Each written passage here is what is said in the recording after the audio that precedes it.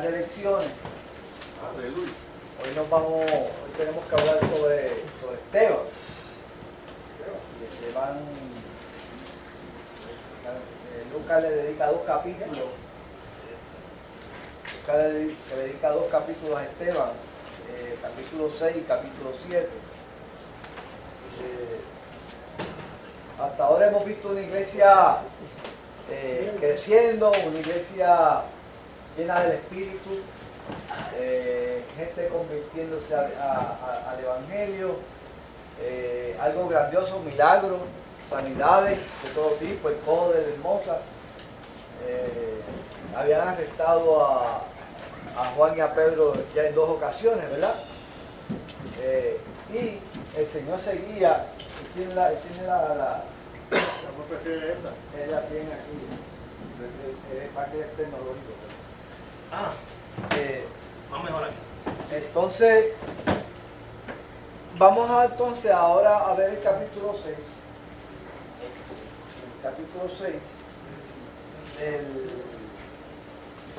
del libro de los Hechos, pero habíamos dicho algo bien importante cuando hablamos acerca de la iglesia primitiva. Tenemos que guardarnos de los posibles errores que podemos cometer, ¿verdad?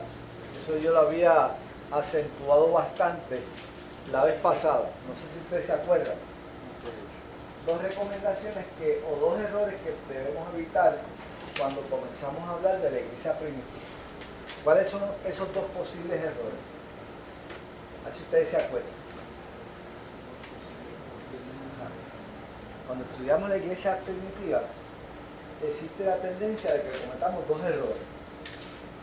¿Ok? ¿Cuáles son esos 2 errores? Que creemos que ellos tenían más poder que nosotros. Okay, que la iglesia primitiva era una iglesia ideal, perfecta, y que cuando la comparamos con la iglesia contemporánea, pues entonces siempre nos sentimos como que estamos, no damos la talla de esa iglesia. Y como que se nos hace imposible pensar que toda era una iglesia poderosa, llena del Espíritu Santo, que habían prodigios, sanidades, señales de todo tipo, y que nuestra iglesia nunca va a alcanzar esa posición. Y eso es completamente incorrecto, ¿verdad? Esa tendencia de sentirnos menos que ellos es completamente incorrecto. La iglesia primitiva es una iglesia llena de poder, y la iglesia contemporánea es una iglesia llena de poder. Y si allá existían milagros, ahora están existiendo milagros también. Eso es bien importante. Nunca piense que la iglesia de ahora tiene menos poder que la de antes. Tenemos el mismo Espíritu Santo que trabajó en aquella iglesia está trabajando con nosotros ahora. Obviamente hay diferencias de tiempo, ¿verdad?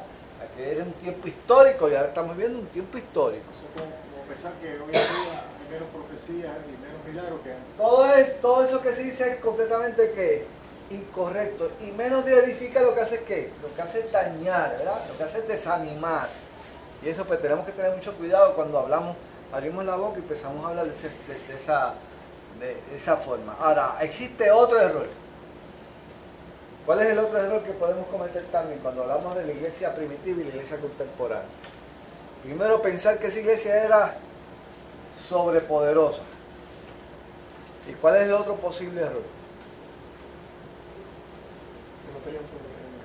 Que esos milagros y prodigios existían para esa época y no para esta. ¿Ah? En esta época esta iglesia es una iglesia diferente, ¿no? Porque eso pasó en ese momento y ahora no va a pasar, ¿verdad? Y eso es completamente erróneo también. Pensar que eso sucedió, entonces comenzamos a establecer diferencias entre aquella iglesia y esta iglesia. Y empezamos a quitar, y empezamos a modernizarnos, y empezamos a pensar que somos diferentes, y que hay otras estrategias, y que hay otras cosas, y eso también es malo. ¿Ok? Porque aunque estamos en otro tiempo, lo básico es lo básico. Lo que aplicaba allá, aplica acá. Ajá. Hoy salió precisamente artículo de Manny Pacquiao, Ajá. que es congresista en Argentina, Ajá. y habían sentenciado a 7 personas a muerte en Indonesia, entre ellos había una mujer. Ah, exacto. Entonces, él escribió pidiendo el perdón y concedieron el perdón a ese hombre. Lo consideran como un milagro porque iba para el cardazo. No, a los demás lo pasaron por la piedra. O sea que tenemos que tener mucho cuidado cuando empezamos a tratar de desligarnos, ¿verdad?, de esa iglesia primitiva. ¿Okay? Un error es tratar de decir que aquello está muy alto y que nosotros estamos muy bajos. Y segundo error es decir, no, aquello que pasó allá y ahora no pasa. Dos posibles errores que podemos cometer. Por lo tanto, y por eso es que la Biblia es tan certera y tan precisa cuando nos presenta las historias. Y esas historias no están aquí por casualidad. Fueron dirigidas por el Espíritu Santo a hombres como tú y como yo. Y cuando hay una historia aquí, es porque el Espíritu Santo la permitió que existiera para que nosotros pudiésemos aprender algo, una enseñanza. Aquí no hay nada escrito que esté por demás, ¿ah?, de que sí historia. Aquí las historias están escritas porque el Espíritu Santo quiso que hubiese alguna enseñanza que podamos aprender de esto, ¿verdad? Por lo tanto, en el capítulo 6, vamos a empezar por Francisco, por aquí, y lo hacemos así. Bendiciones. Versículo 1. En aquellos días, al aumentar el número de los discípulos, hubo murmuración de los griegos contra los hebreos, de que las viudas de aquellos eran desatendidas en la distribución diaria. Ok. Francisco, ya tú has leído 5 capítulos del libro de los Hechos, ¿verdad? Y hasta ahora todo ha sido ¿qué? Pichis and Cream. Todo ha salido que ideal, de una forma ideal todo. Prodigios, milagros, hablando en lengua, derramamiento del Espíritu Santo, meten a Juan y a Pedro en la cárcel, el ángel lo saca. Hasta ahora todo ha salido ¿qué? A pedirle boca. Todo ha salido bien. Pero de momento nos encontramos con este capítulo. Y lo primero que aparece es que existe murmuración. Un chisme. Sí. Y usted entonces de momento como que le da un frenazo. ¿Verdad? Y tú piensas, ¿pero qué es esto? Pero si esto no era la iglesia llena del Espíritu Santo. Esto era la iglesia donde la gente vendía las cosas y las entregaba a los pobres para que los pobres pudiesen, no tuviesen necesidad. Lo compartían todos. Y de momento hay un frenazo ahí. Dice que aquí Lucas, ni corto ni perezoso, a través del Espíritu Santo, pone esto. Oiga, si yo hubiera escrito, por eso es que esta palabra es inspirada por el Espíritu de Dios. Porque si Lucas hubiera sido un buen publicista de la iglesia, no hubiera puesto este capítulo aquí. ¿Verdad que no? No, él hubiera querido presentar una iglesia perfecta, poderosa, que no tuviese mancha ni arruga. Pero de momento aparece este versículo. Había murmuración dentro de esa iglesia ideal y perfecta. Murmuración entre ¿qué? Entre ellos mismos, ¿por qué? Porque entonces cuando la iglesia comienza, ¿qué? La iglesia es una organización que tiene que recibir ¿qué? A todo el mundo. Aquí no podemos discriminar. Eso pasa allá en Brooklyn. Aquí no podemos discriminar. Me voy a llevar a este porque este es de la loza, pero aquel no, aquel yo no me lo quiero llevar porque aquel es de allá del campo de por allá, por el barrio tal. ¿Ah? Tenemos que escogerlos a todos. La iglesia tiene que acoger a todos. Ricos, pobres, de todo. Por lo tanto, cuando usted comienza a traer gente de todos lados, siempre van a existir ¿qué? Barreras, van a existir diferencias Los inconformes siempre Criterios diferentes. y criterios diferentes, modos de pensar diferentes. Las cosas tienen que hacer de otra forma, otros traen otra referencia, ¿verdad? Bueno, imagínense, pero el único que puede bregar con todo eso es el Espíritu de Dios, que nos va a dar la capacidad para poder bregar con eso. Pero las necesidades, las diferencias van a surgir. O sea, usted no espere tener una iglesia donde no haya diferencias.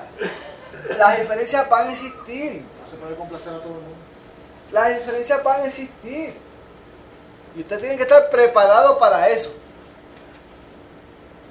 Todas las iglesias tienen problemas, tienen dificultades, tienen situaciones.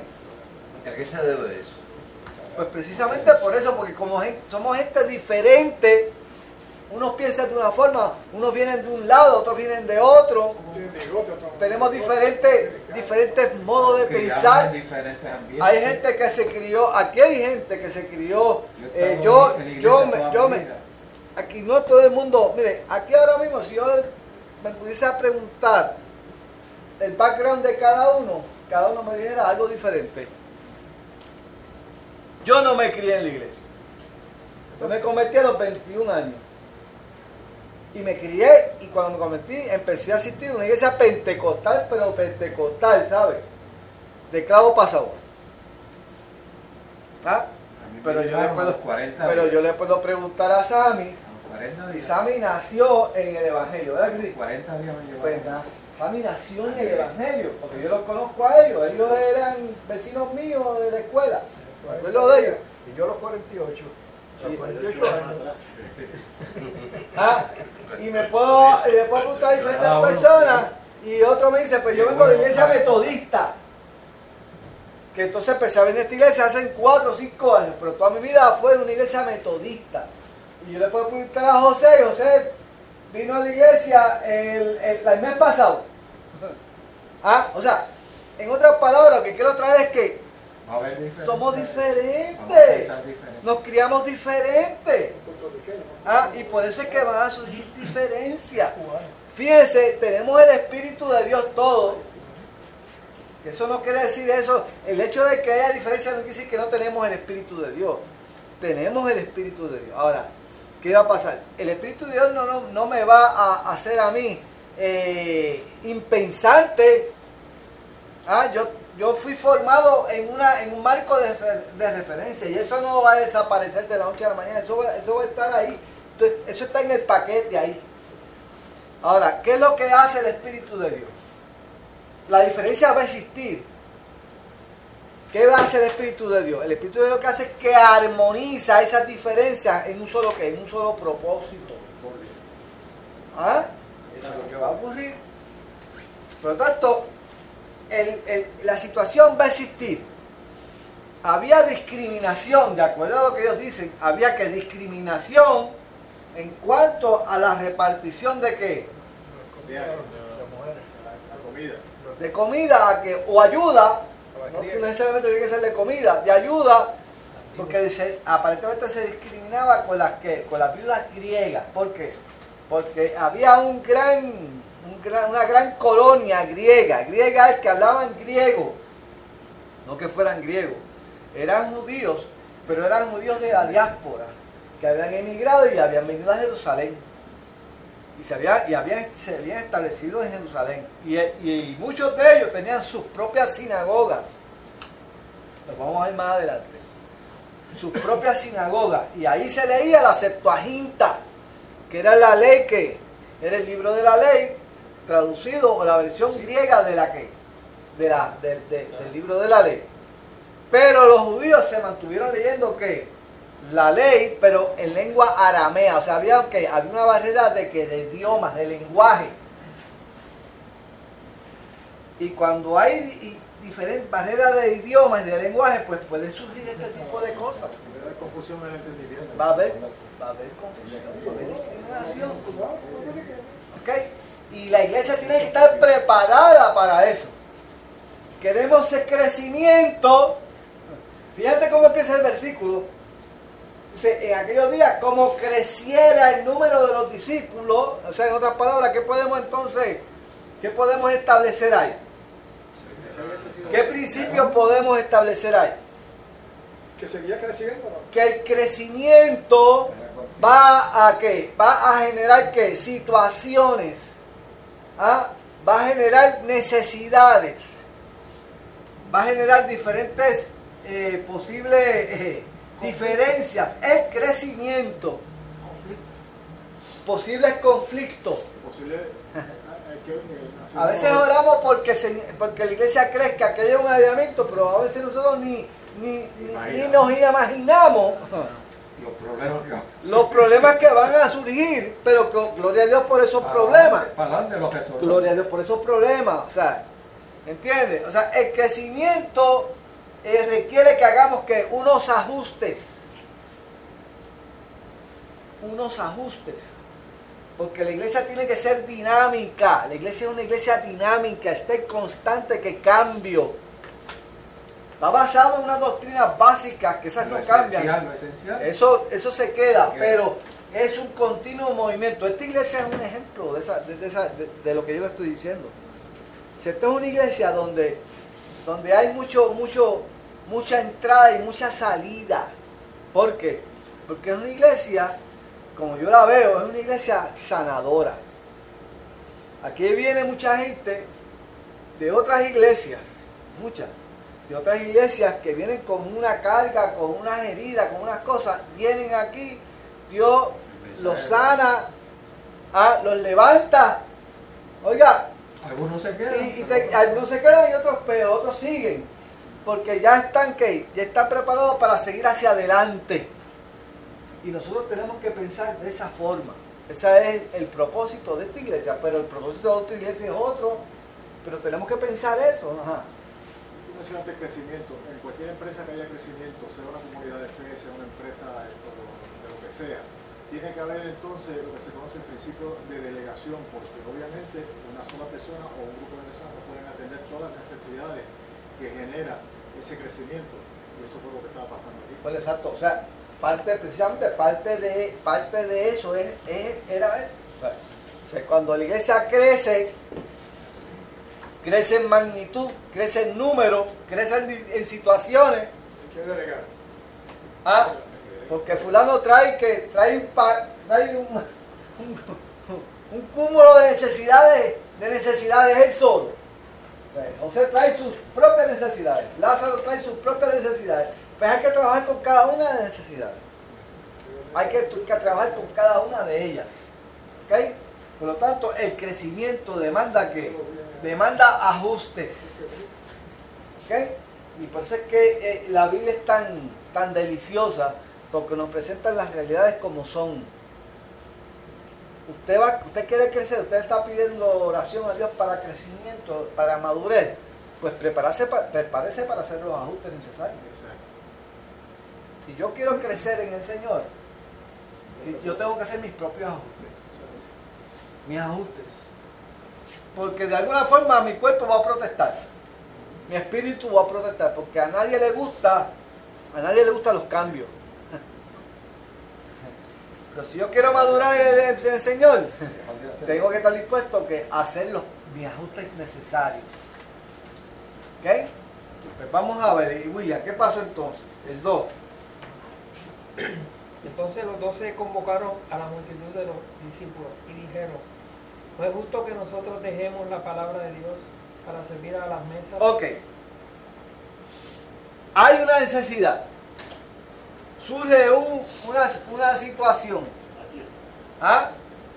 Por lo tanto, ¿qué es lo primero que yo tengo que entender? Cuando hay una iglesia que está creciendo, que están surgiendo unas necesidades, o sea, y me llega la necesidad frente a mí, ¿qué yo tengo que hacer? ¿Qué es lo primero que yo tengo que hacer? Hacer una reunir, convocar. William, ¿qué es lo primero que yo tengo que hacer? Reconocer que el problema existe. O sea, que no es un cuento de camino. Nadie venga con esto es un mochiche tuyo, olvídate de eso. Eso no es verdad. Aquí una iglesia como la nuestra no puede existir eso. Sí, porque a veces queremos esconder y meter la basura debajo de la alfombra. Si cómo es posible que tú me vengas a decir a mí que en tu iglesia existe ese problema. Entramos en negación. Entonces entra en negación. No, eso no es verdad, eso son bochichas tuyos. Dime, tráeme la gente que dice que eso no es verdad. O eso no es de Dios y eso hay que sacarlo de la iglesia, porque eso es que no tiene el Espíritu de Dios. Empiezo yo a... No, eso no fue lo que se dijo. ¿Qué fue lo que dijeron? Dijo aquí. Inmediatamente, dice el versículo, entonces José convocaron a la multitud de los discípulos. O sea, le metieron mano enseguida al problema. ¿Por qué? En caliente, como llaman por ahí. ¿Por qué? Porque si se deja esto de Ignorarlo, forma una crisis mayor. se va creciendo. Tienes que trabajarlo inmediatamente. No puedes dejarlo crecer. Exacto. Tienes que trabajarlo inmediatamente. Si hay algo, si viene una situación ante ti, tú tienes que trabajar inmediatamente. No puedes echarla para el lado. No, vamos, esto, o sea, no entra, como dice, no puede entrar en negación. El problema existe, hay que trabajarlo, hay que buscar una solución inmediata. Lo peor que podemos hacer es retardar la solución. Hay que meterle mano. Y fíjate que la solución, de acuerdo aquí, no se llevó a cabo por los apóstoles nada más. ¿Sí? Porque como nosotros somos los 12, Esto es lo que hay que hacer. esto es lo que hay que hacer. No, convocaron a la multitud de los discípulos. Y la palabra discípulo es que aprendices. A todo el mundo tomó parte en la solución del problema. Porque aquí nadie tiene el sartén cogido por el mango. Nadie. Y convocaron a la multitud de los discípulos. Y dijeron, no es justo que nosotros dejemos la palabra de Dios para servir a la mesa. O sea, ellos sabían cuál era Su labor y su deber. el propósito que Dios tenía con ellos. Y lo de ellos era que enseñar la palabra, predicar. ¿Ah? O sea, que dentro de la iglesia ellos entendieron que habían muchas responsabilidades. Y ellos habían aprendido, porque dentro del grupo de los 12 que tenía Jesús, cada uno tenía una función y una responsabilidad. Hay que delegar. Y ellos dijeron, hay que soltar. Se habían convertido, 3.000 en la primera predicación, después se convirtieron 5.000. Y después siguieron convirtiéndose gente. O sea, había que empezar a soltar. Y eso es bien importante. Usted tiene que delegar. Porque si usted no delega, ¿qué va a pasar? Vamos a poner con la carga. Se va a explotar. Eso es lo primero que va a pasar. Usted se va a explotar. Y cuando usted no delega es porque usted no ha entendido el concepto del cuerpo de Cristo. Porque el cuerpo de Cristo se compone de muchos miembros. Y cada miembro tiene una función dentro del cuerpo. No hay un miembro de más.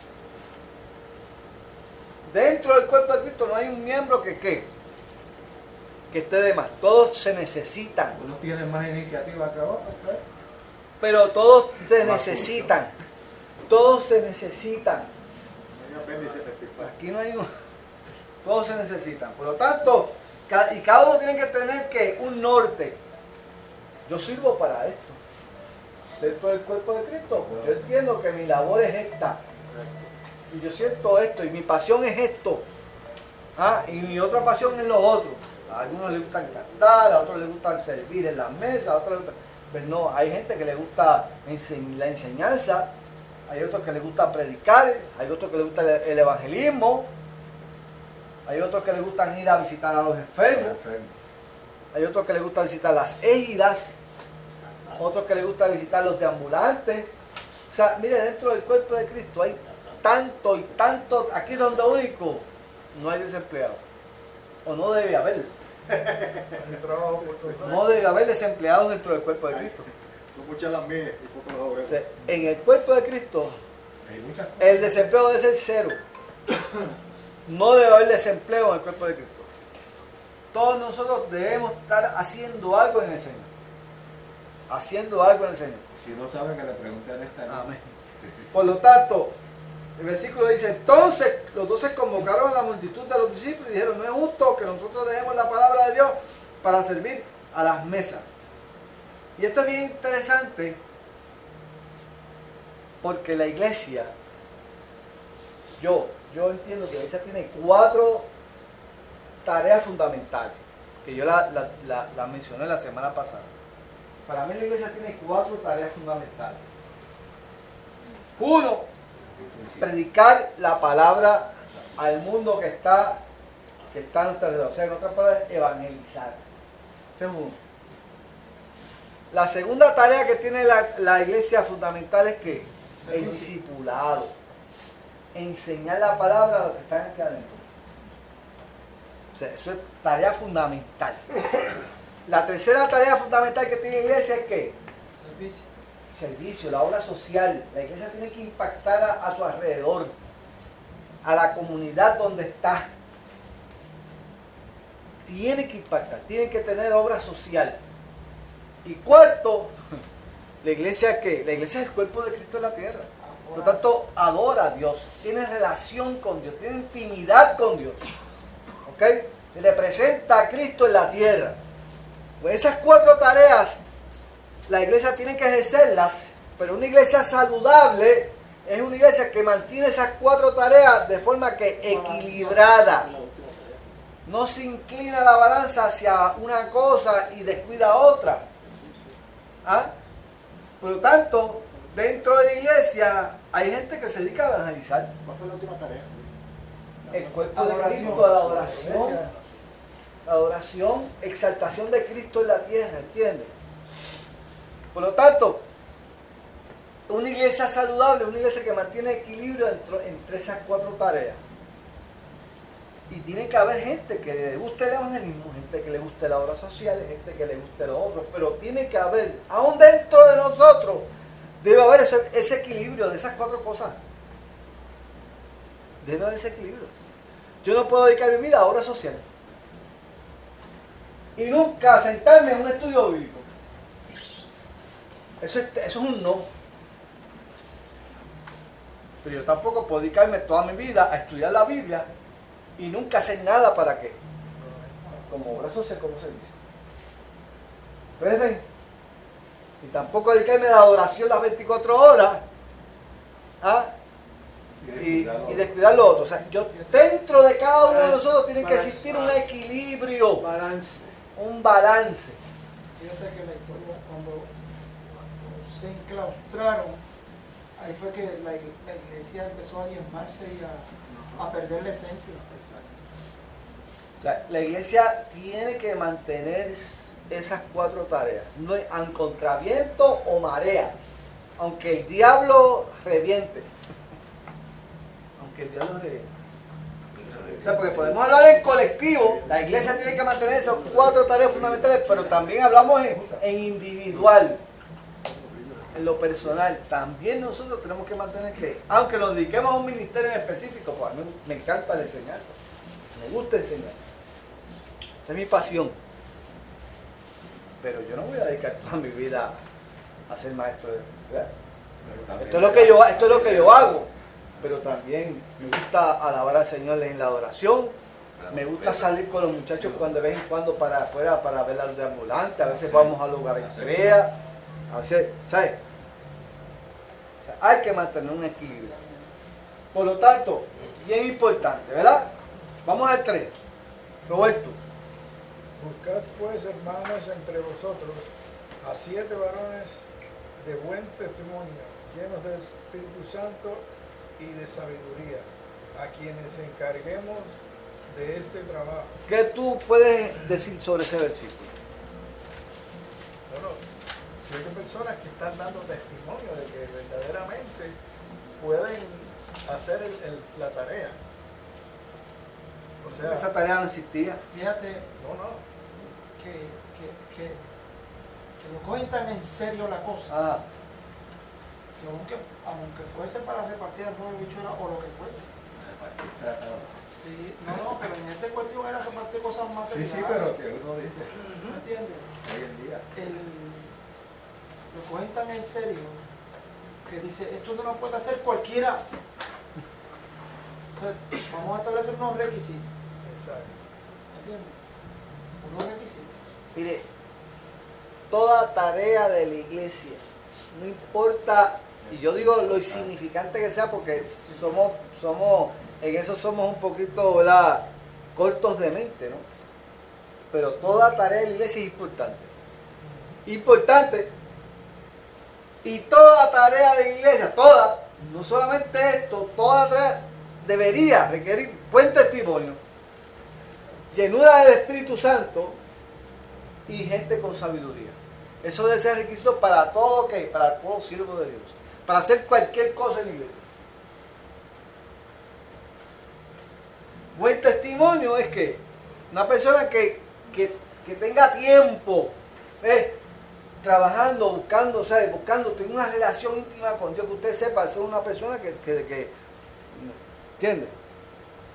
Yo busco a los que trabajan, los que no trabajan no. Sí, pero hay que tener mucho cuidado porque tú puedes tener una persona con mucha iniciativa y eso no quiere decir que tenga mucha iniciativa, pero que más nada. Sí, tenemos que tener mucho cuidado porque hay gente que entra a la iglesia y con mucha pasión y quieren hacer muchas cosas para el Señor y tenemos que tener mucho cuidado. La persona tiene que tener testimonio. Testimonio no necesariamente quiere decir que testimonio es que tenga tiempo en el Señor. Madurez. Porque la etapa de servicio, mire, hay una etapa de crecimiento donde usted aprende. Usted se tiene que sentar ahí y aprender y escuchar la palabra. Y usted tiene que, por eso es que aquí en la iglesia hay un curso un curso de catecúmeno, donde ellos van, se les enseña la palabra y entonces van al bautismo. Luego viene un curso de discipulado, donde se le enseñan las destrezas básicas del Señor. Y ahí poco a poco, y la persona va creciendo. Yo no voy a meter a una persona que esté en catecúmeno a ser presidente de caballero. Es más, ni aún ni en discipulado. Tiene que pasar tiempo. Tiene que echar raíces. ¿Por qué? Porque en la etapa de servicio va a coger cantazo. Va a coger cantazo de las personas que menos usted se lo imagina. Y usted tiene que estar preparado. Usted tiene que, como yo le decía a mi hermano, usted tiene que tener el cuero duro. Y el cuero, para los que tocan aquí percusión, el cuero usted no lo usa inmediatamente cuando lo saca del chivo, ¿verdad que no? Ese que usted lo tiene que curar. Sí, curtir. Lo tiene que curtir para que entonces sea útil para el propósito que usted lo quiere usar. Para darle cantazo, porque para eso es lo que usted usa los cueros, para después darle galletazo. Y duele. Por un cuero blando, que no se curte con el sol, al primer cantazo usted ve que va a pasar. Se rompe el cuero. Se rompe. Tiene que coger sol.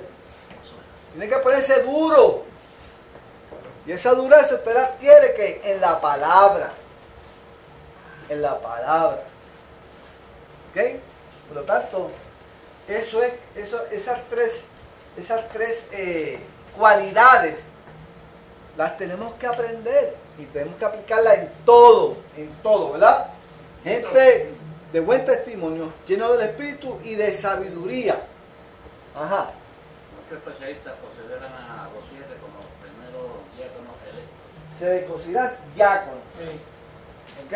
Diáconos, servidores, ¿verdad? Y a mí me gusta mucho esto, porque fíjense que el diácono aparece. El diácono, el servidor, aparece precisamente, el origen de esto es una queja. Pero lo que le da origen al servicio del diácono es una queja. Por lo tanto, yo siempre he pensado que el diácono es el que apaga fuego.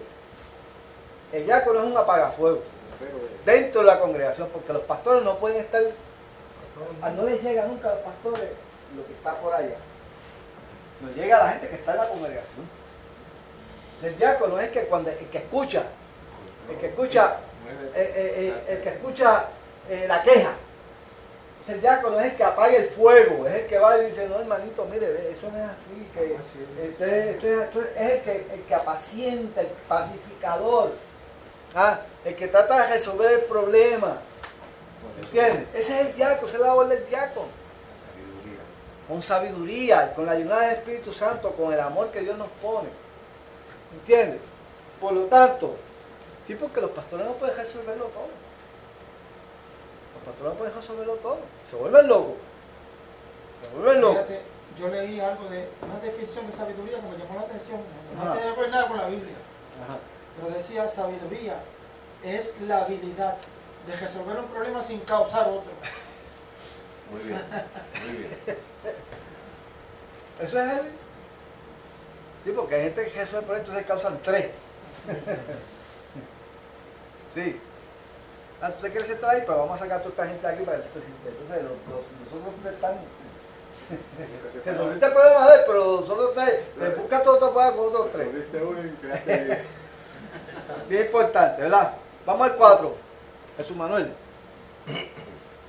Y nosotros persistiremos en la oración y en el ministerio de la palabra. Ok. Los diáconos. ¿Verdad? Ahí está hablando los apóstoles. Dios me llamó a predicar, a enseñar la palabra, por lo tanto yo me voy a dedicar a la oración y al ministerio de la palabra. Y por lo tanto, tiene que educar. O sea, y esto obviamente debe ser grupal, todo el mundo debe orar. Pero ellos específicamente ellos, yo tengo que estar metido en el Señor, y tengo que estar metido en lo que el Señor me llama, que es a predicar la palabra. Cada uno de nosotros tener el norte claro de lo que Dios quiere conmigo dentro del cuerpo de Cristo. Y importante, Samuel, próximo. Agradó la propuesta a toda la multitud y eligieron a Esteban, varón lleno de fe y del Espíritu Santo, a Felipe, a Prócoro, a Nicanor, a Timón, a Parmenas y a Nicolás prosélito de Antioquía, a los cuales presentaron ante los apóstoles, quienes orando le impusieron las manos. Y crecía la palabra del Señor y el número de los discípulos se multiplicaba grandemente en Jerusalén. También muchos de los sacerdotes obedecían a la fe. Ok. ¿Cómo no te lo vas a poner ahora? Ahora que te lo vas a Viene poner. la fe.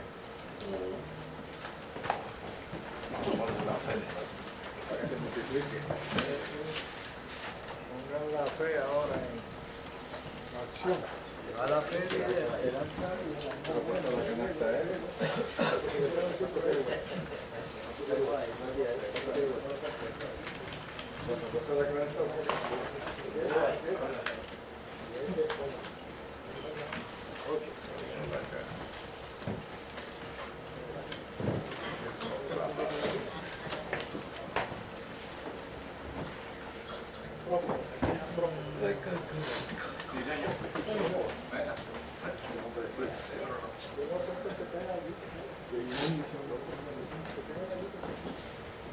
Fíjate, Sammy, bien importante lo que tú acabas de leer.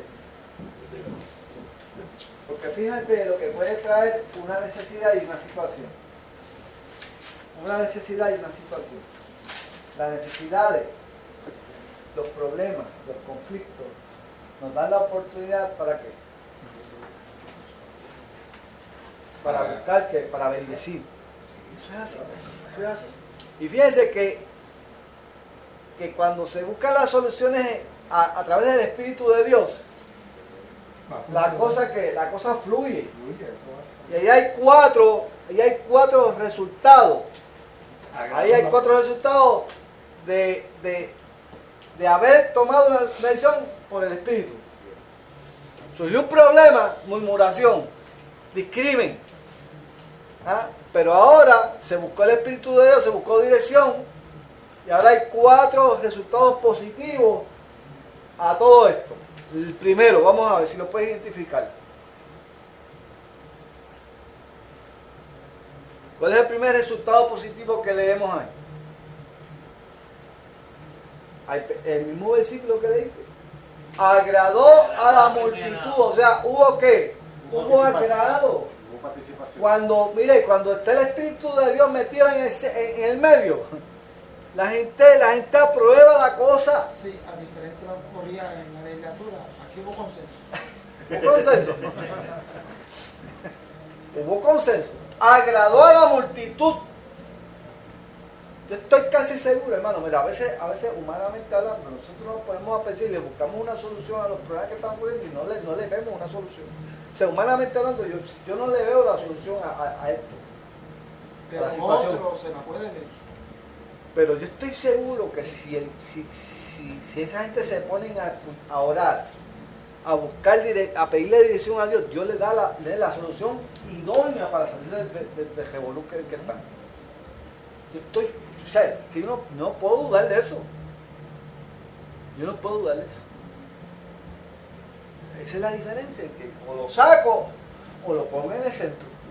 Y así a veces nosotros no le damos solución a las cosas. Dice, pues déjame quitarme yo. Deja aquel ser que me dé la solución. Y cuando usted, como un niño, va delante de él y dice, Dios, yo no le veo solución a este problema, pero tú la tienes. Y cuando tú quieras, tú me la vas a dar. Oiga, y mire, Dios no se tarda. Dios no se tarda en darnos la solución. Y cuando es de Dios, las cosas comienzan a encajar.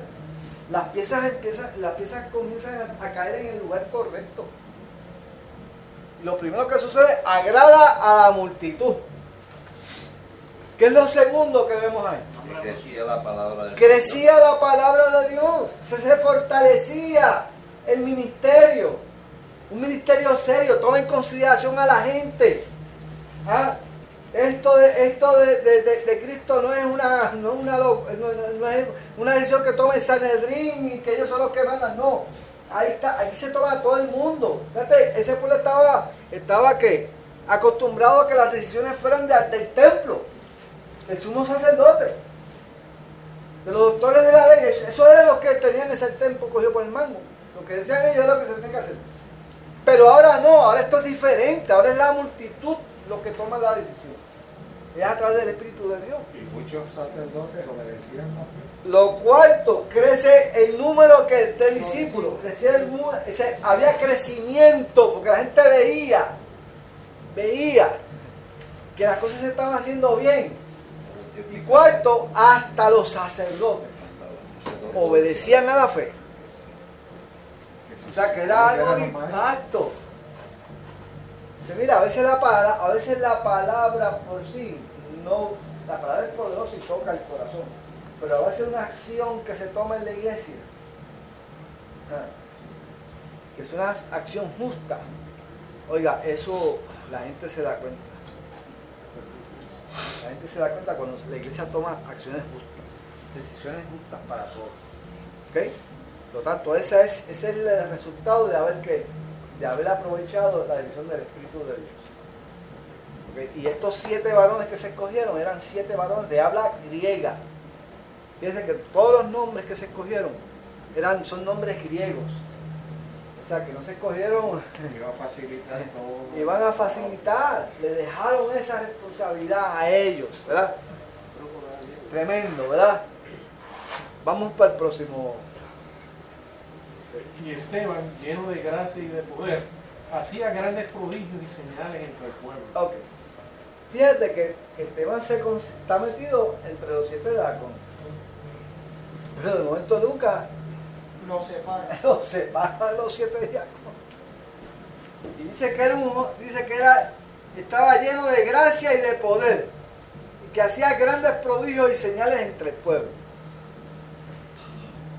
Fíjate que Esteban no menciona cuáles eran esos grandes prodigios y señales. Porque sí, Lucas menciona la sanidad del cojo de Hermosa. Pero lo que hacía Esteban no lo menciona. Pero siendo Lucas tan objetivo, Ajá. tenía que ser algo extraordinario, porque él dice grandes prodigios y señales. Grandes Lleno de prodigios y gracia, señales. gracia y de poder. Grandes prodigios y señales. Y bien interesante porque Esteban había sido elegido como diácono. Usted va a dedicar de ahora para abajo a las mesas. A servir. Pero eso no limitó a Esteban. Hacer su labor individual. O sea, yo sirvo las mesas dentro del cuerpo de Cristo, pero no me toques a nadie lo limitan de hablar del Señor. A nadie lo limitan de poner las manos ahí cuando tiene necesidad. A nadie lo limitan cuando que tú vayas a visitar a algún enfermo. O sea, eso debe ser aparte de. Y Esteban dice, pues yo soy diácono, pero sigo haciendo Lo que Dios quiere que yo haga es predicar la palabra y que orar estaba- por los enfermos y la gente se sana. Estaba lleno del Espíritu Santo. Está bien. Eso, Como estamos todos dentro del cuerpo de Cristo, llenos del Espíritu Santo. Aquí no hay nadie que diga, tengo 3/4 de Espíritu Santo. O tengo 50% del Espíritu Santo. Cada uno de nosotros tiene 100% del Espíritu Santo, porque Dios nos da el Espíritu Santo por medida. ¿Estamos claros o no? No lo da, no lo da. O sea, nosotros tenemos 100% del Espíritu Santo. Nosotros somos los que limitamos. Ahora, si yo dejo que esa chequina de Dios se apodere de todo mi ser y dejo que Él sea el que dictamine lo que yo tengo que hacer en mi vida, ya esos son otros 20 pesos. Usted tiene la llenura del Espíritu Santo en su ser. Comience a abrirle esos cuartos que tiene ahí cerrados con candado. Esos cuartos, esos closets cerrados con candado. No, él es hasta aquí. De ahí para abajo no. Él entra hasta la sala. Los del cuarto de allá, yo no. Eso es mío. Eso aquí no entra. Déjalo, dale break. Déjalo entrar para que tú veas cómo va a bregar. Cómo va a bregar. Lázaro Sotolongo. Próximo. Entonces se levantaron unos de la sinagoga llamada de los libertos, y de los de Cirene, de Alejandría, de Sicilia y de Asia, disputando con Esteban. ¿Sigo? Sigue. Pero no podían resistir a la sabiduría y al espíritu con que él hablaba. Ok. Que había sido- Diga usted. Comente. que había ya murmuraciones y cuestiones con el tema. Ya hay ¿Pero envidia. qué provocó? Envidia, ¿Qué hay provocó envidia esa ya. murmuración? Envidia. Esteban. La acción de Esteban. Esteban hacía grandes A los prodigios y los prodigios y milagros. Estaba que lleno hacía. de gracia y de poder. Exacto, la gracia de poder. Exacto. Eso fue lo que- Entonces se levantaron uno de la sinagoga. la palabra liberto esa a mí no, como que no me... Ok, la vamos a explicar. La mayoría de los comentaristas dicen que hay 5 sinagogas aquí mencionadas. 5 sinagogas, 5. Algunos dicen que son 3. Otros dicen que son una nada más.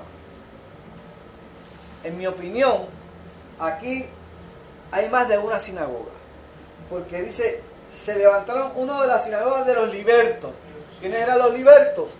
Los libertos fue una comunidad judía que se movió hacia, que fue esclavizada por los romanos y se los llevaron ¿a qué? A Roma. Esa colonia judía que se llevó Roma como esclavo, estuvieron en Roma. ¿Qué pasa? Cuando Roma los libera, y viene otro emperador, los bota de Roma, y ellos llegan entonces ¿a dónde? A Jerusalén. Eran esclavos que fueron liberados por Roma, entonces regresan a Jerusalén. Entonces, como tienen unas costumbres romanas, levantan una sinagoga ¿qué? Romana, o sea, en otras palabras, de habla romana. Por eso es que hay que tener mucho cuidado, porque cada sinagoga tenía su costumbre, su particularidad. Fíjate que aquí habla de que los libertos de los de Cirene y de Alejandría. Cirene y Alejandría son gente del norte de África. Alejandría. ¿Se acuerdan la famosa biblioteca de Alejandría? Una sinagoga que agrupaba a la gente del norte de África. ¿Ok? Entonces aquí menciona la sinagoga de Cilicia y de Asia. Son la sinagoga del Asia Menor. Para mí aquí hay tres sinagogas. La de Roma, los libertos, la del norte de África, que son Cilicia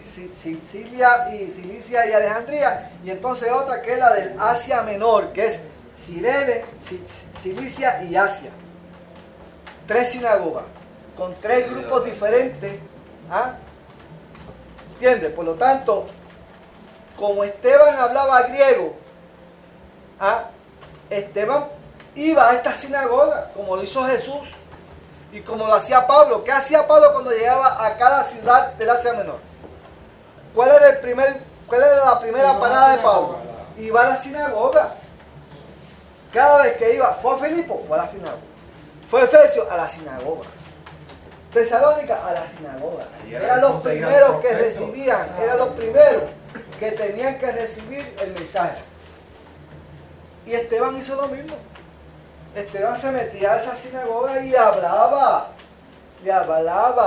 del Evangelio de Cristo. Hablaba con tal propiedad que no le podían refutar nada. ¿Cuál era el problema? ¿Cuál era el problema? Que cuando abría la boca, Exacto. el Espíritu de Dios hablaba a través de Esteban. Y le hablaba de una forma tan clara y tan clara que quedaban retratados. No había refutación ninguna. Quedaban retratados ante la predicación de Esteban. Y dice aquí que no podían resistir a la sabiduría y al espíritu con que hablaba. Y usted tiene que tener en cuenta esto. Pablo decía que no se avergonzaba del Evangelio de Dios, de Cristo, porque era poder de Dios para salvación a todo aquel que cree. El Evangelio de Cristo es una bomba. O sea, usted está llevando una bomba que usted la va a soltar y la gente es poderoso. La gente tiene que reaccionar ante eso. O sea, usted no puede esperar que usted hable de Cristo y la gente se quede como si nada. No, la palabra, la gente va a reaccionar a la palabra. La conciencia empieza a trabajar. Porque dice que el Espíritu de Dios dice que convence de juicio, de justicia y de pecado. O sea, usted habla la palabra y el Espíritu de Dios está respaldando lo que usted está diciendo. Y esa persona está recibiendo el Espíritu de Dios y está siendo redarguida por el Espíritu de Dios. Y tiene que haber una reacción. A ver, usted tiene que entender que usted como creyente de Cristo, que cuando usted abra la boca, usted va a recibir una reacción, sea positiva o negativa. La va a recibir. Usted tiene que estar preparado para eso. Hasta el más incrédulo, tú le dices, Cristo te ama. Y te va a reaccionar, lo vas a estremecer. Lo vas a estremecer. ¿Entiendes? Por lo tanto, usted no espere que la gente se vaya a quedar de brazos cruzados cuando usted le hable de Cristo. Un ejemplo es Nehemías. Nehemías, Tobías y Sanbalat. No se quedaron. Porque ahí está la estrategia y aquí la vamos a ver bien claro. Tobías y Sanbalat, la primera estrategia, ¿cuál fue? Nos vamos a unir a ti. Te queremos ayudar. Te queremos dar la mano. Nehemías dice, usted no tiene parte ni suerte en este asunto. Dice, no tiene parte ni suerte en este asunto. O sea, esto es cuestión de nosotros. ¿Cuál fue la segunda estrategia? Comenzaron a amenazarlo. A difamarlo. No, después lo difamaron. Que quería ser rey. Y tú lo que pasa es que tú te quieres hacer rey. Estás levantando al pueblo para que se rebele contra el rey, contra el emperador. Y eso no es cierto, decía Nehemías. Y lo último que hicieron fue, trataron de hacer un complot para tumbar el cuello. Y esa es la misma estrategia del enemigo. Siempre el enemigo ha tenido la misma estrategia, ¿sabes? La misma estrategia, siempre la misma estrategia. Siempre va a reaccionar en contra de lo que usted va a hacer del Señor. Así que usted no crea que usted es el primero. Usted no es el primero. O sea, en Esteban vamos a ver, Esteban es un modelo de creyente. Vamos a sufrir persecución. Por parte de la palabra. Vamos entonces al próximo. Entonces ordenaron a unos para que dijesen que habían oído hablar palabras blasfemas contra Moisés y contra Dios. Ok, fíjate que estamos diciendo lo que habíamos dicho. La estrategia de Dios es sobornar, difamar. Buscaron testigos para que dijese que él había hablado palabras blasfemas contra Moisés y contra Dios. O sea, lo mismo que hicieron con Jesús. La misma estrategia. Estás diciendo cosas en contra, mire, y hablar en contra de Moisés, o sea, en otras palabras, en contra de la ley. Porque Moisés representa la ley. Moisés representa la ley. Se le está diciendo cosas en contra de la ley y en contra de Dios. Imagínate, eso es una acusación grave, gravísima.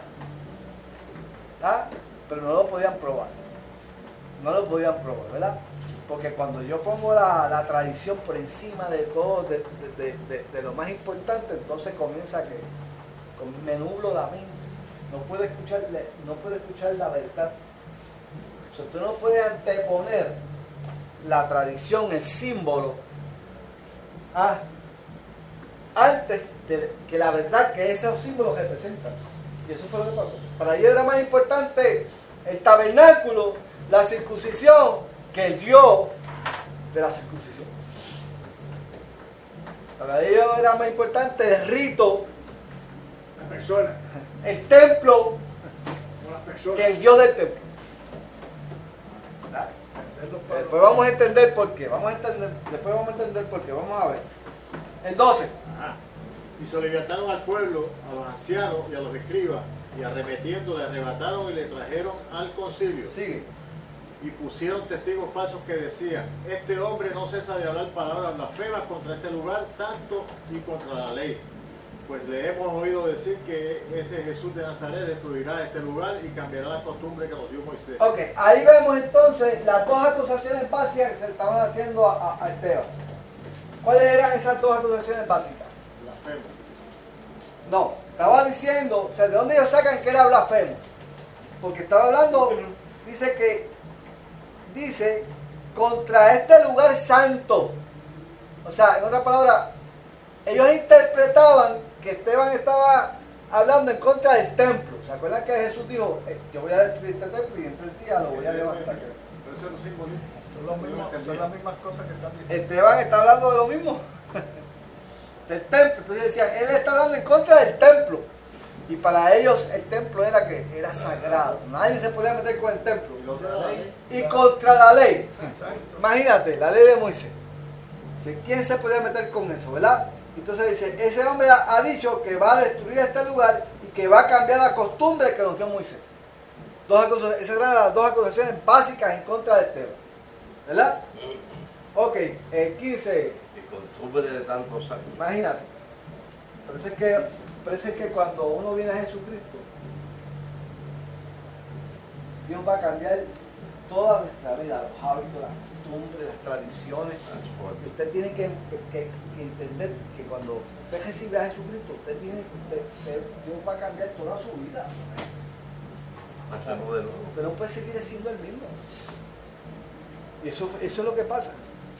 O sea, cuando yo me resisto a que el Espíritu de Dios cambie mi vida, me asumo esta misma actitud.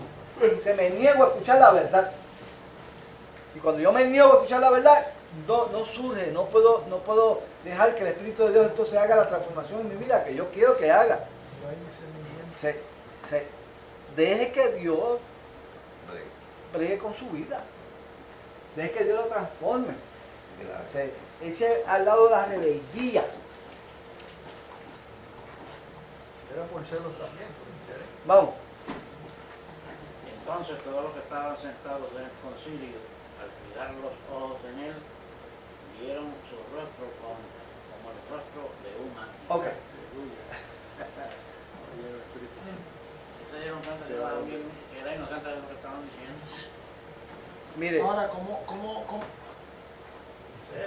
¿cómo si eso era unos diablos pueden ver el rostro de ese hombre?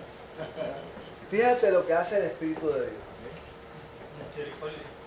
Fíjate lo que hace el Espíritu de Dios. Esteban estaba metido en un verdadero problema. Pero Dios va a hacer su parte. Dios va a hacer su parte con nosotros. Fíjate que Esteban estaba en medio del concilio. Esteban estaba en medio de todo ese Sanedrín, todos esos doctores de la ley, con todos esos ancianos. Dice que todos los ojos de ellos estaban fijos en él. Imagínense la presión que ejercía esa gente, todos esos doctores de la ley, y el joven Esteban en medio de él. Pero el Espíritu de Dios vino, estaba sobre Esteban, pero hizo algo. Dice que lo veía como si fuera el rostro de un ángel. Se manifestó. Algo de la paz. Porque eso lo hace Dios. Se manifestó. Mire, no se avergüence. no se avergüence delante de nadie. Puede ser, mire, puede ser la audiencia más, más culta, más preparada. Usted es el siervo de Dios. Olvídese eso. Hay una escena parecida cuando estaban en El siervo el horno de de Dios. fuego. Ah, exacto. Sí. Exacto. Estaba Nabucodonosor. Sí. Había uno ahí entre medio de los tres muchachos. Ok, vamos entonces, ok. Yo quiero leer el discurso de Esteban. Yo quiero leerlo. Yo lo quiero leer porque yo creo que es importante y parte de la clase. Porque ustedes tienen que leerlo y implica que ustedes le sigan la pista a Esteban. La sabiduría de Esteban. Ahí lo acusaban de que estaba hablando en contra del templo y en contra de... O sea, usted es un rebelde de la ley de Moisés. Vamos a ver si eso es verdad. Domingo Milo, usted lo va a leer alto y claro. Pero te digo que digo. Loud and clear. No, usted lo lea. Está buscando un locutor, chico, un locutor. Tiene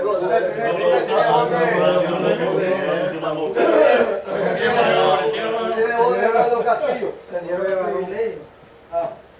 El sumo sacerdote dijo entonces, ¿es esto así? Y él dijo, varones, hermanos y padres, oíd el Dios de la gloria. Apareció a vuestro padre, apareció a nuestro padre, Abraham, estando en Mesopotamia antes que morase en Harán. Y le dijo, sal de tu tierra y de tu parentela y ven a la tierra que yo te mostraré. Entonces salió de la tierra de los caldeos y habitó en Harán. Y de allí muerto su padre, Dios le trasladó a esta tierra, en la cual vosotros habitáis ahora. Y no le dio herencia en ella, ni aún para asentar un pie, pero le prometió que se la daría en posesión, y a su descendencia después de él, cuando él aún no tenía hijo. Y le dijo Dios así, que su descendencia sería extranjera en tierra ajena, y que los reducirían a servidumbre y los maltratarían por 400 años. Mas yo juzgaré, dijo Dios, a la nación de los cuales serán siervos, y después de esto saldrán y me servirán en este lugar. Y le dijo el pacto de la circuncisión.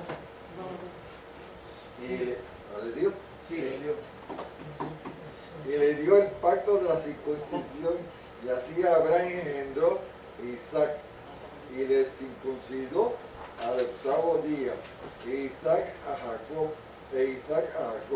y Jacob a los 12 patriarcas. Los patriarcas, movidos por envidia, vendieron a José para Egipto, pero Dios estaba con él,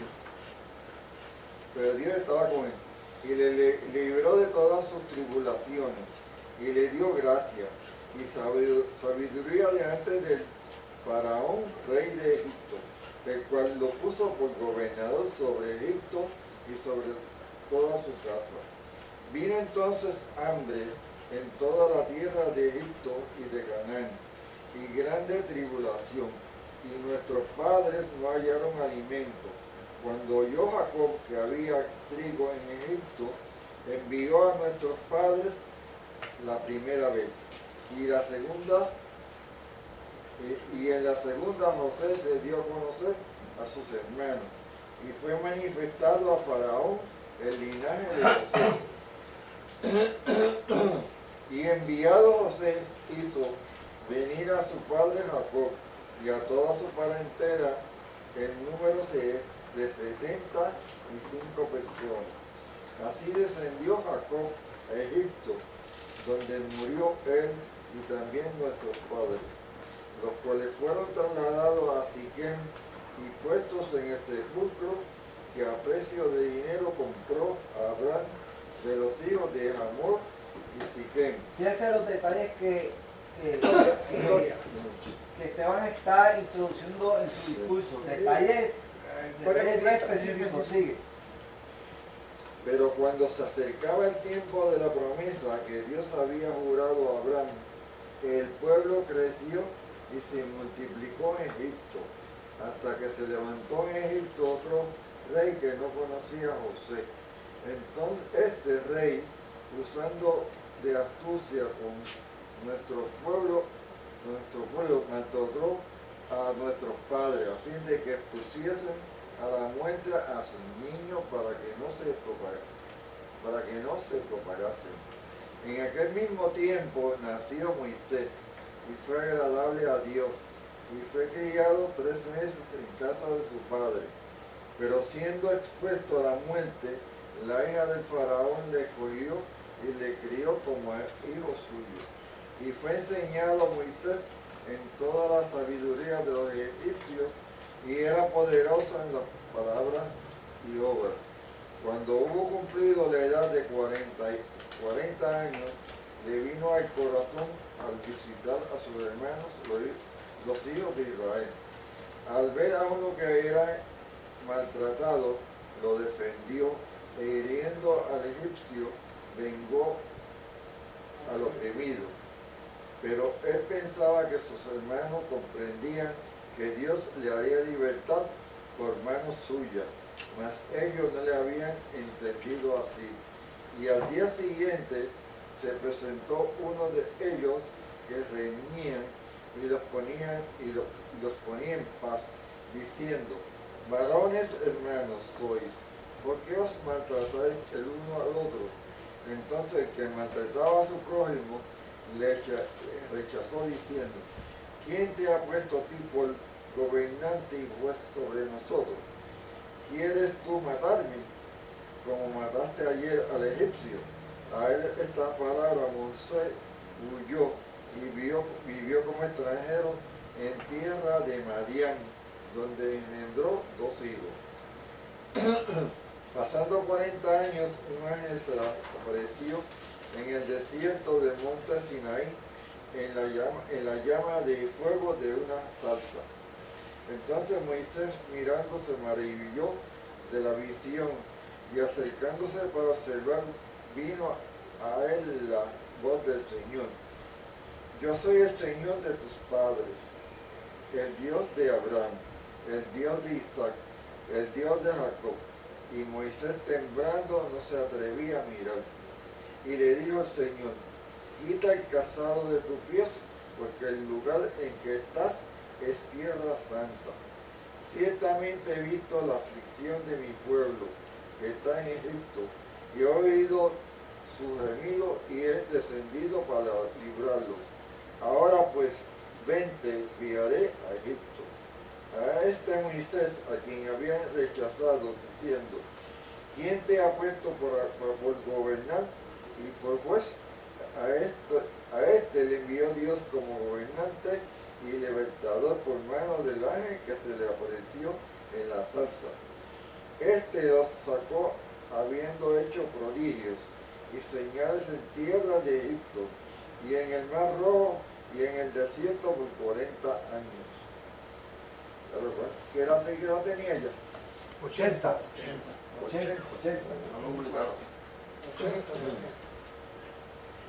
Este Moisés, el que dijo a los hijos de Israel: profetas levantará el Señor vuestro Dios de entre vuestros hermanos como a mí. A él oiréis. Fíjate que ya Esteban comienza a dirigir el discurso hacia quién. Hacia Cristo, hacia Jesús, sí. Este es aquel Moisés que estuvo en la congregación en el desierto con el ángel que le hablaba en el monte Sinaí y con nuestros padres, y que recibió palabra de vida eterna. Fíjate que está hablando de qué. ¿De qué está hablando ahí? De la ley. Está diciendo a este que recibió palabras de vida que dan. O sea, ya no lo pueden acusar de que está hablando en contra de la ley. Él mismo está diciendo que son palabras de vida. Sí. El cual nuestros padres no quisieron obedecer, sino que lo desecharon, y en sus corazones se volvieron a Egipto, cuando dijeron a Aarón: haznos dioses que vayan delante de nosotros, porque a este Moisés que nos sacó de la tierra de Egipto, no sabemos qué le haya acontecido. Ahora Esteban le está diciendo, ustedes son los que desobedecen la ley. Sigue. Entonces hicieron un becerro y ofrecieron sacrificio al ídolo, y en las obras de sus manos se regocijaron. Y Dios se apartó y los entregó a que rindiesen culto al ejército del cielo, como está escrito en el libro de los profetas. ¿Acaso me ofreciste víctimas y sacrificios en el desierto por 40 años, casa de Israel? Antes bien llevasteis el tabernáculo de Maloc y la estrella de vuestro Dios Renfán, figuras que hoy hicisteis para adorarla. Os transportaré pues más allá de Babilonia. Tuvieron nuestros padres el tabernáculo del testimonio en el desierto, como había ordenado Dios, como dijo a Moisés, que lo hiciese conforme al modelo que había visto, el cual recibido a su vez, pues nuestros padres le introdujeron con José al tomar posesión de la tierra de los gentiles, a los cuales Dios arrojó de la presencia de nuestros padres hasta los días de David. Este halló gracia delante de Dios y pidió proveer tabernáculo para el Dios de Jacob. Mas Salomón le edificó casa. Si bien si así fue... Escuchen bien esto es bien importante.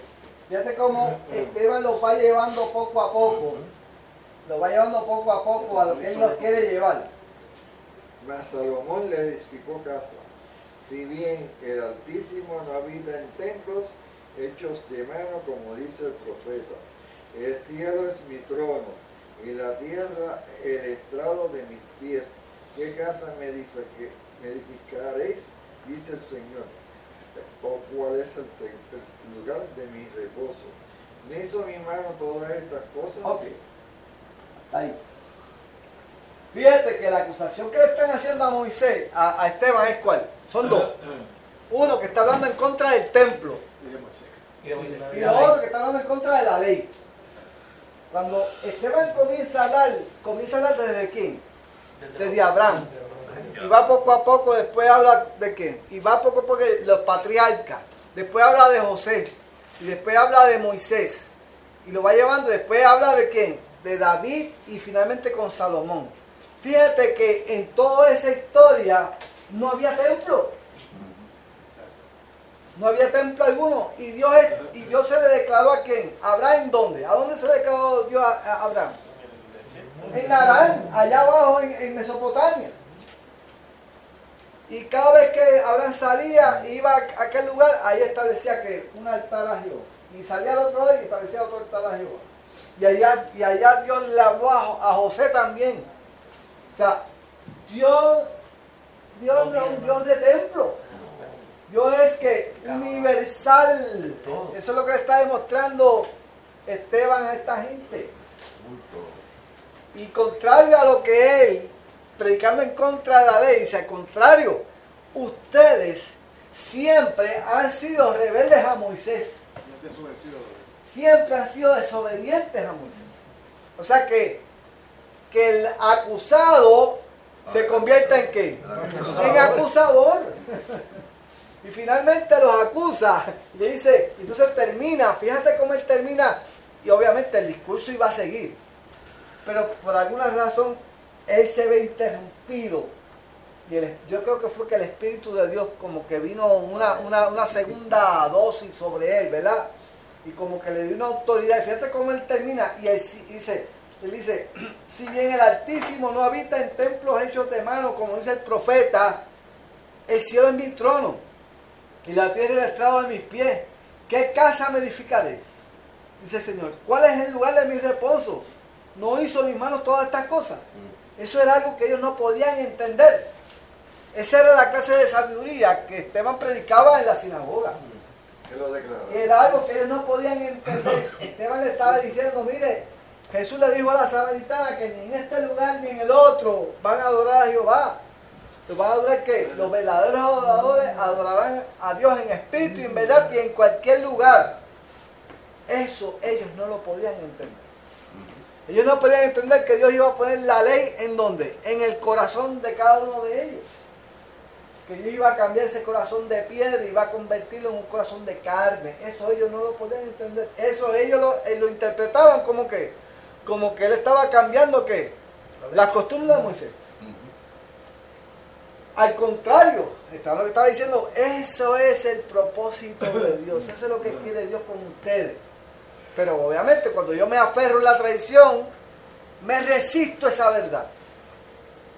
Ahora, Esteban interrumpe su discurso y va a decir lo siguiente. Juan, el 51. Mire lo que Esteban se va a atrever a decir Duros a esa gente. Duros de servicio, incircuncisos de corazón y de oídos. Vosotros resistís siempre al Espíritu Santo, como vuestros padres, así también vosotros. ¿A cuál de los profetas no persiguieron vuestros padres? Y mataron a los que anunciaron de antemano la venida del justo, de quien vosotros ahora habéis sido entregados y matadores. Vosotros que recibiste la ley por disposición de ángeles y no la guardaste. Oiga, eso es una acusación. Decirle eso a esa gente. Mire, Jesús no se atrevió a decirle eso a ellos. Ya estaban. El Espíritu de Dios vino con autoridad sobre Esteban. Y Esteban se paró. Yo me lo imagino a él, con ese rostro de ángel. Duro de servir. Y esa palabra duro de servir es una palabra fuerte. Porque esa palabra, si ustedes se buscan Éxodo 33.5, búsquese Éxodo 33.5. Búsquese Éxodo 33.5. ¿Cuándo fue que Jehová les dijo a ellos duro de servicio? ¿Ah? Cuando estaban ¿dónde? Cuando acababan de salir del becerro de oro. ¿Ah?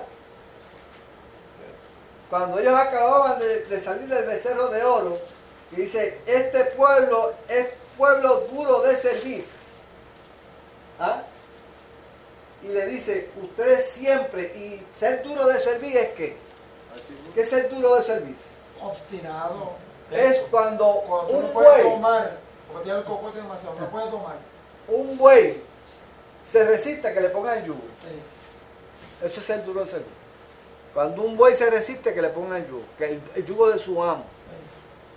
Incircuncisos de corazón es cuando ¿qué? Cuando Dios quiere que no es circuncidar el prepucio, es circuncidar el corazón para que lo ames y para que puedas obedecer al Espíritu de Dios. Pues eso era precisamente lo contrario, lo que ellos no habían hecho. Y eso obviamente eso fue una acusación directa. Mire, yo creo que más directo que esto no había pasado todavía. O sea, yo creo que eso fue un momento culminante. Y fue un momento culminante porque esto ocurre después de la crucifixión de Jesús. Esto ocurre después de la resurrección de Jesús. Ocurre después de los milagros. Esta gente no tenían excusa alguna para que esta exhortación de Esteban hacia ellos era para que ellos se derramaran delante de Dios. Pero habían llegado a un punto tal que eran que estaban completamente cerrados al Espíritu de Dios. En contra de Jesucristo. Y el Espíritu de Dios vino sobre Esteban y se lo dijo: ustedes son duros de servicio, incircuncisos de corazón y de oído. Resisten el Espíritu de Dios. La autoridad de Dios sobre Esteban. La autoridad de Dios sobre Esteban. O sea, Dios nos va a dar palabra en el momento de la verdad. Dios nos va a dar autoridad en el momento de la verdad. Mire, y a veces usted está hablando con alguien, en el momento usted siente una autoridad especial. Usted sabe que es palabra de Dios. suelte la palabra como Dios se la da. No le trate de poner, no la adobe, no le añada ni le quite. No la adorne. Póngala como es. La palabra del Porque cuando es el Espíritu de Dios, ¿verdad? Es que usted no va a tener tiempo para adornarla, porque cuando el Espíritu de Dios es una palabra, se la da, pero para que usted la suelte. Y esa palabra va a llegar al corazón. Porque el impulso del Espíritu Santo es Es ese. para el corazón. Y la persona lo va a entender de esa forma. Vamos a ver qué pasó, Raúl.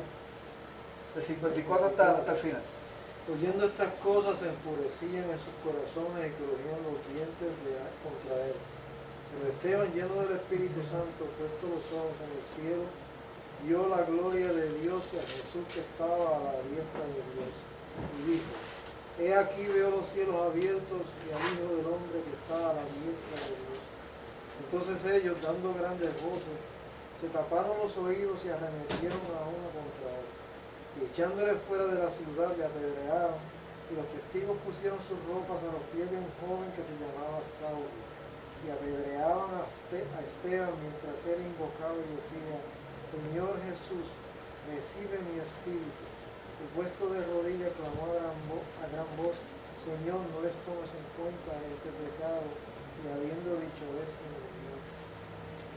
Pero Esteban, lleno del Espíritu Santo, puesto los ojos en el cielo. Esteban sabía lo que le venía, ¿sabe? Sí. Venía la muerte. Pero aquí solté esta carga, lo que viene ahora es... Pero en ese momento el Espíritu de Dios lo equipó como nos va a equipar a todos nosotros. En ese momento, si a nosotros nos toca morir por el Señor, el Espíritu de Dios nos va a equipar en ese momento de una forma especial. Nos va a dar la autoridad. Dice ahí que él puso los ojos en el cielo y vio la gloria de Dios y a Jesucristo que estaba a la diestra de Dios. Pocos lo habían visto, ¿sabes? Pocos habían visto a Jesucristo. Lo vieron los apóstoles, aquellos Pedro, Juan y Santiago que se fueron con Jesús y Jesús se transfiguró delante de ellos. Lo vio Juan en Apocalipsis. Y algunos dicen que lo vio Pablo también, cuando le habló a Pablo allá. ¿Entiendes? El caballo. O sea, en otras palabras, en esos momentos de crisis, la gloria de Dios se va a aparecer en nosotros. Ahora, que en medio de ese revolú, había un joven que se llamaba ¿qué? Esteban era un hombre brillante, un joven brillante, prometedor, predicador de la palabra. Entonces diría, pero ese muchachito que era el cuarto bate, ese muchachito, ¿cómo es posible que lo hayan apedreado? Eso fue un impacto tremendo a la iglesia de Primitiva. Y usted no se lo puede entender, pero ¿cómo es posible que el mejor predicador, ese muchacho que sabía de la palabra tremenda, posible sucesor de Pedro, conocía la historia completa de la palabra, de la ley? Ese Saulo era Pablo. Saulo, sí, Pablo. Ese mismo, el verso, ese mismo. Pero Dios tenía a un Saulo preparado ahí. Estaba preparándolo con ese discurso. Esa muerte, ese testimonio de Esteban a Pablo lo trastornó. Saulo se trastornó. Dice que después vamos a leer la semana que viene la historia de Pablo, pero ese testimonio de Esteban sacó de cajera a Pablo. Pero todavía Pablo no estaba. No, Saulo era un perseguidor de la iglesia. Saulo era Saulo. Pero ese testimonio de Esteban los jamaquió completamente. Los jamaquió. O sea, en otras palabras, los planes de Dios a veces nosotros no los podemos entender. Se llevó un joven prometedor, pero dejó su sucesor. Ya había comenzado a preparar un sucesor. Hay cosas que usted no va a entender en los planes del Señor. Pero Dios tiene sus planes y sus propósitos. Y así que nosotros tenemos que entender las cosas, ¿sabes? ¿Alguna pregunta, duda? ¿Hay preguntas? Vamos a ver.